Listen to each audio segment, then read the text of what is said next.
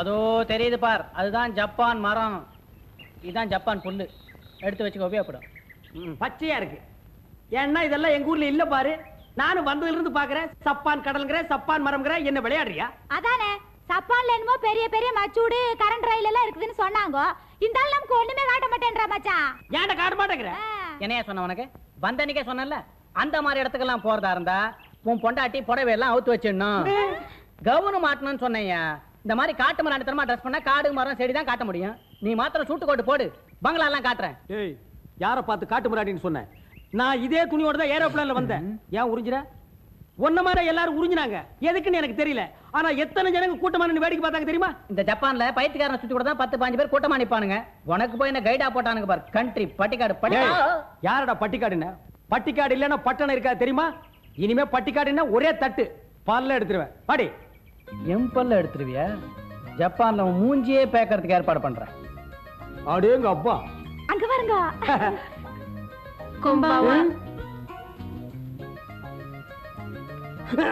என்ன மச்சான் இது குனிஞ்சு குனிஞ்சு சொல்லிட்டு போறாங்க? எதையோ கீழே போட்டாங்க, தேடிட்டே போறாங்க போல இருக்கு. அட இல்லீங்க, வணக்கம் சொல்லிட்டு போறாங்க போல இருக்குது. வணக்கமா?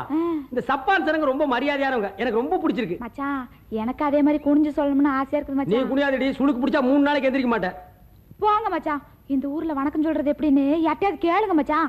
யாருகிட்ட எதுக்கிட்ட கேக்குறது? முன்சாமி கிட்ட கேப்போம்.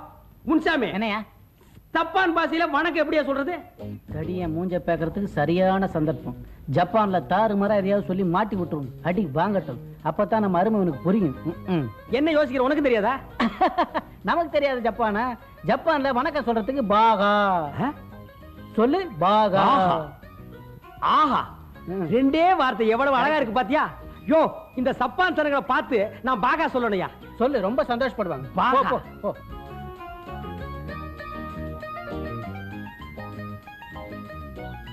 பாகா.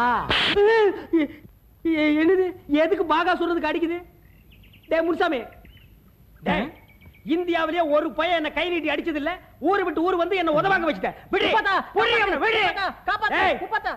பாகான்னா என்னடா அர்த்தம்? யோ, நான் மட்டும் ஜப்பான்ல பிறந்த அவளே. இங்க வணக்கத்துக்கு பாகான்னு ஒருத்தர் சொல்லி கொடுத்தான். நீ உதவாயத்துல இருந்து வணக்கத்துக்கு பாகா இல்ல அப்படின்னு தெரிஞ்சு போச்சு. விடுவியா? விடுற. ஏண்டா குளத்துல ஆழம் பாக்குறதுக்கு ஊரா வீட்டு புள்ள இறக்கி விட்ட மாதிரி நீ சப்பான் பாச கத்துக்கிறதுக்கு நான் உதவாங்கணுமா? ஐயே விடுங்க, 4 பேர் பார்க்க போறாங்க. 400 பேர் பாக்கட்டு மாடி மிதிக்க போறேன். சண்டே ரூம்ல போய் வச்சுக்கலாம். ஆமா, ரூம்ல வச்சுக்கலாம். எங்கடா வச்சுக்க?